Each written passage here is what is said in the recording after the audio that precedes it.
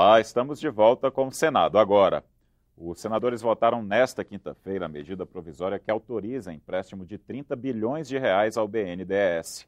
O texto também aumenta para 40% o limite de empréstimo com desconto na folha de pagamento. Atualmente, o índice máximo é de 30%. O texto também permite que o BNDES refinancie a dívida de quem comprou ou arrendou caminhões até o final de 2014. 42 senadores assinaram o pedido de criação da CPI, que vai investigar fraudes no CARF, o Conselho Administrativo de Recursos Fiscais. A Polícia Federal apura denúncia de que empresas, escritórios de advocacia e de contabilidade, servidores públicos e conselheiros do CARF manipulavam julgamentos e reduziam a cobrança de impostos. Os líderes partidários têm 5 dias para indicar os representantes na CPI, que terá 11 assentos.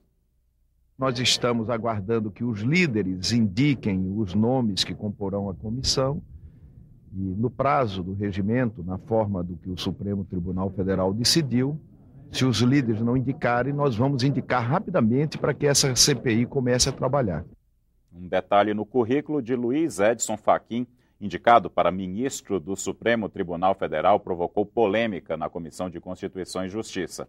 Ele deve ser ouvido pelos senadores no dia 13 de maio. O senador Álvaro Dias havia terminado de apresentar o relatório sobre a indicação do advogado Luiz Edson Fachin para ministro do Supremo Tribunal Federal, quando o senador Ricardo Ferraço levantou uma dúvida sobre o candidato. Disse que Fachin advogou em causas particulares entre 1990 e 1996, mesmo período em que era procurador do Estado do Paraná, o que era proibido pela Constituição do Estado. O senador Ronaldo Caiado propôs uma audiência pública com o presidente da OAB do Paraná e o procurador-geral do Estado para esclarecer a dúvida. A audiência seria realizada antes da sabatina do indicado. A ponderação que faço é que essa comissão possa dar espaço para que todo o processo prévio também seja aqui acatado pelos nobres pares, para que o processo seja corretamente aqui instruído e, com isso, possamos chegar no momento da sabatina com todos os esclarecimentos.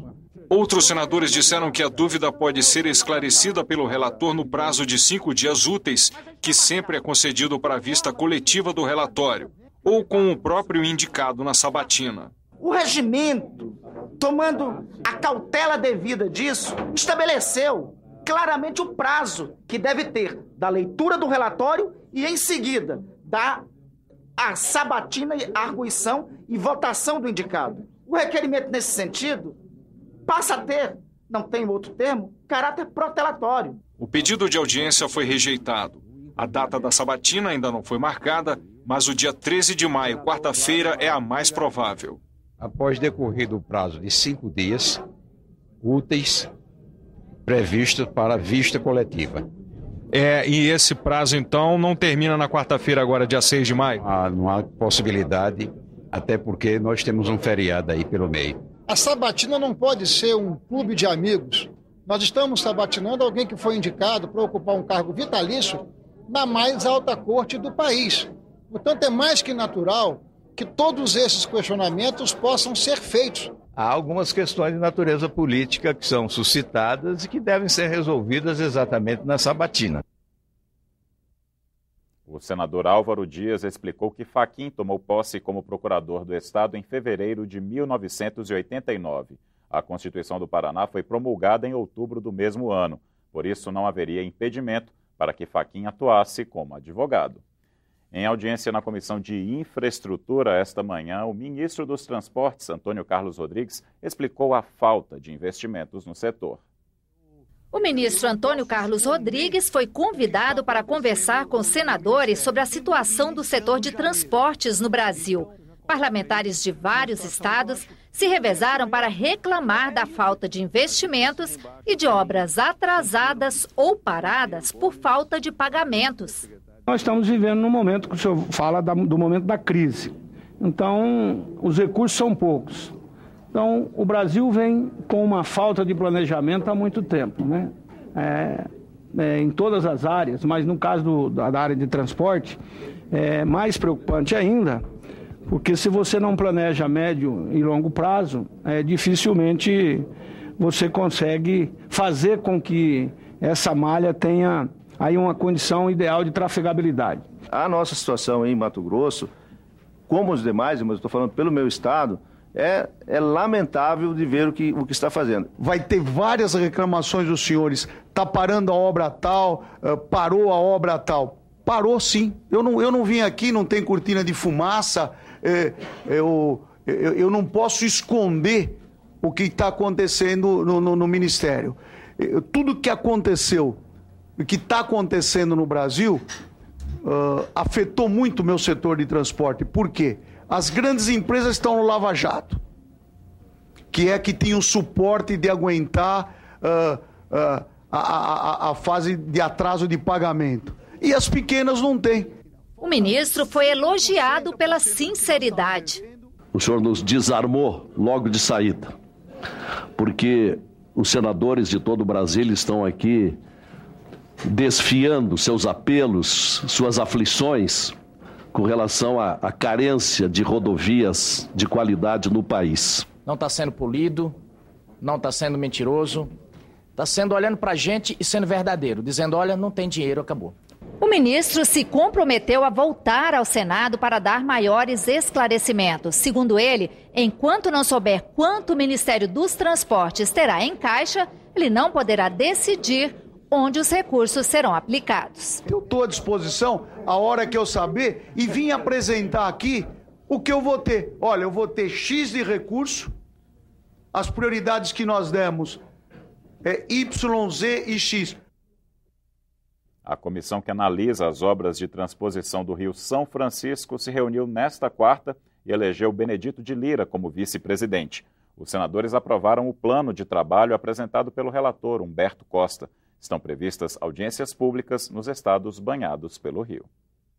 O senador Humberto Costa apresentou uma ideia que eu já vinha defendendo, que é a terceira entrada da transposição no estado da Paraíba. Como todos nós nordestinos sabemos, o nosso estado da Paraíba é o que tem uma situação hídrica mais precária e que mais precisa dessa transposição.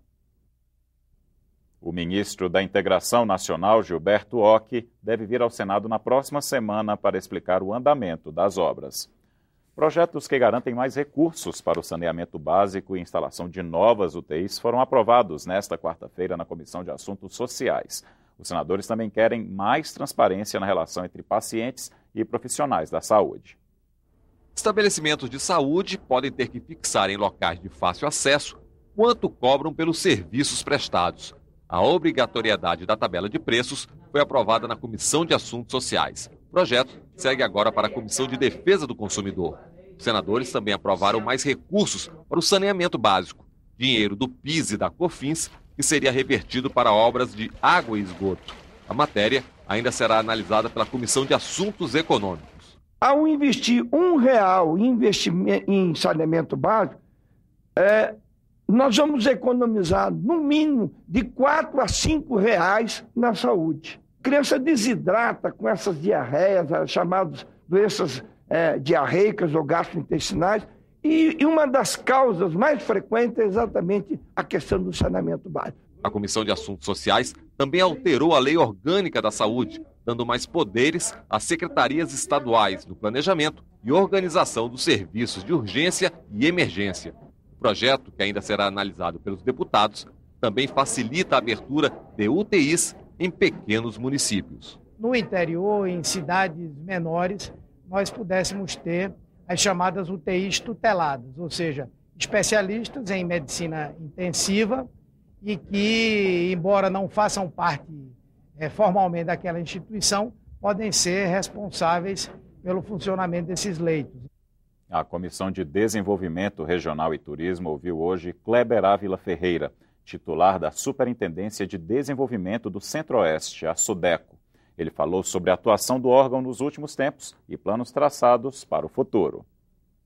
O FCO e FDCO representam um instrumento de desenvolvimento para a nossa região, não há dúvida. A minha pergunta é, diante das medidas de ajustes fiscais propostos pelo governo federal, qual é a perspectiva, primeiro, de liberação dos recursos, a princípio apresentados para o ano 2015, e seguintes. O FCO ele é um fundo constitucional, então seus recursos eles estão assegurados. Para que esse valor ele não se concretize, eventualmente só se nós tivermos aí uma queda brusca de arrecadação.